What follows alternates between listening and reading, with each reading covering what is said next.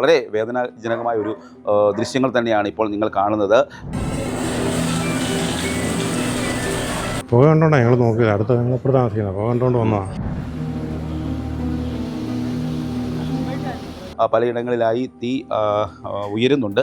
ഇത് സംശയിക്കുന്നത് ഷോർട്ട് സർക്യൂട്ടാണോ ഈ അഗ്നിബാധയ്ക്ക് കാരണമെന്നൊരു സംശയം ബലപ്പെടുന്നുണ്ട്.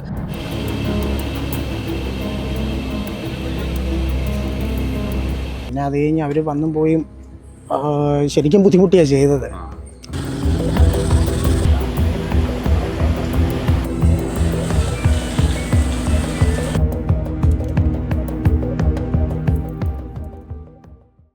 നമസ്കാരം.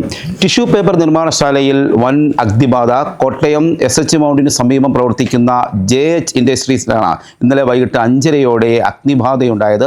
ഏതാണ്ട് 2.5 കോടി രൂപയുടെ നാശനഷ്ടമുണ്ടായി എന്നാണ് വിലയിരുത്തൽ. കോട്ടയം തലയോലപ്പറമ്പ് അടിച്ചിറ സ്വദേശികളുടെ ഉടമസ്ഥതയിലുള്ളതാണ് ഈ സ്ഥാപനം. ഇന്നലെ വൈകുന്നേരം 5:30 അഗ്നിബാധ ഉണ്ടായത്. ആദ്യം നാട്ടുകാരുടെ ശ്രദ്ധയിലാണ് ഇത് പെട്ടത്. നാട്ടുകാർ ഓടിയെത്തി തീ അണയ്ക്കാൻ ശ്രമിച്ചെങ്കിലും അത് വിഫലമായിരുന്നു. പിന്നീട് അഗ്നിശമന സേനാ വിഭാഗം എത്തിയാണ് തീ അണച്ചത്. ഞായറാഴ്ച ആയതുകൊണ്ട് തന്നെ ഇവിടെ ജീവനക്കാർ പുറത്തു പോയതായിരുന്നു. നമുക്ക് കാണാം, ഈ സ്ഥാപനത്തിൻ്റെ ഉൾവശം മുഴുവൻ അഗ്നിക്കിരയായിട്ടുണ്ട്. മെഷീനറീസ് ഉൾപ്പെടെ നശിച്ച് കോടിക്കണക്കിന് രൂപയുടെ നാശനഷ്ടമാണ് ഉണ്ടായിരിക്കുന്നത്.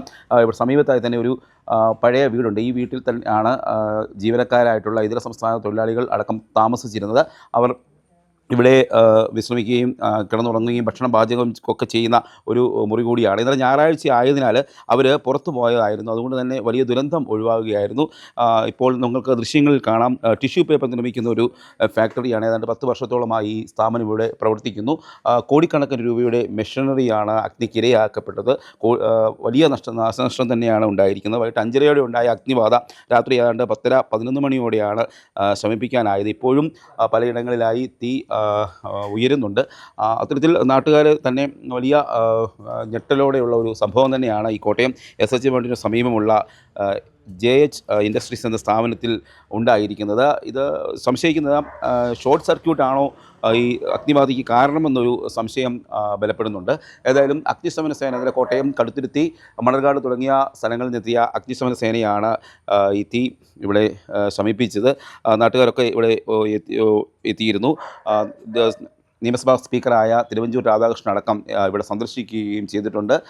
10 വർഷമായി ഒരു ചെറുകിട വ്യവസായ സംരംഭം എന്ന നിലയിലായിരുന്നു ഈ സ്ഥാപനം ഇവിടെ പ്രവർത്തിച്ചിരുന്നത്. കഴിഞ്ഞ ദിവസമാണ് ഇത് കുറച്ചുകൂടി ഡെവലപ്പ് ചെയ്ത് നല്ല രീതിയിൽ ഒരു ബിസിനസ്സായി മുൻപോട്ട് വരുന്നതിനിടയിലാണ് ഇത്തരത്തിലൊരു സംഭവം ഉണ്ടായിരിക്കുന്നത്. ലക്ഷക്കണക്കിന്, അതായത് കോടിക്കണക്കിന് രൂപയുടെ നാശനഷ്ടം തന്നെയാണ് സംഭവിച്ചത്. വിവിധ സ്ഥാപനങ്ങളിലേക്ക് ടിഷ്യൂ പേപ്പർ നിർമ്മിച്ച് നൽകുന്ന കമ്പനിയാണ്. ആ ടിഷ്യൂ പേപ്പർ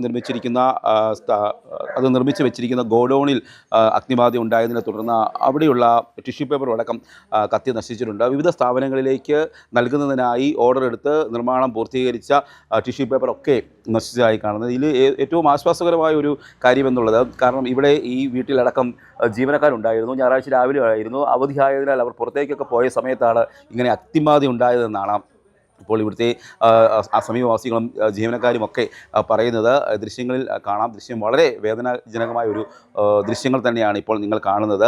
കോടിക്കണക്കിന് രൂപയുടെ നാശനഷ്ടമാണ് ഈ സ്ഥാപനത്തിൽ സംഭവിച്ചിരിക്കുന്നത്. നിരവധി മെഷീനറീസുകൾ ഇതിനുണ്ട് ഉള്ളിലുണ്ടായിരുന്നു. നിരവധി ആളുകൾക്ക് ജോലി നൽകിയിരുന്ന ഒരു സ്ഥാപനമാണ്. കേരളത്തിൻ്റെ വിവിധ സ്ഥലങ്ങളിലേക്കൊക്കെ ടിഷ്യൂ പേപ്പർ നിർമ്മിച്ച് നൽകുന്ന ഒരു സ്ഥാപനം കൂടിയാണ് ഇത്തരത്തിൽ അഗ്നിക്കിരയായത്. ഏതായാലും ആ സംഭവത്തിൻ്റെ സമീപ പ്രദേശങ്ങളിലൊക്കെ വീടുണ്ട്. എന്നാൽ അവിടേക്കൊക്കെ തീ പടർന്നിട്ടില്ല എന്നുള്ളതാണ്.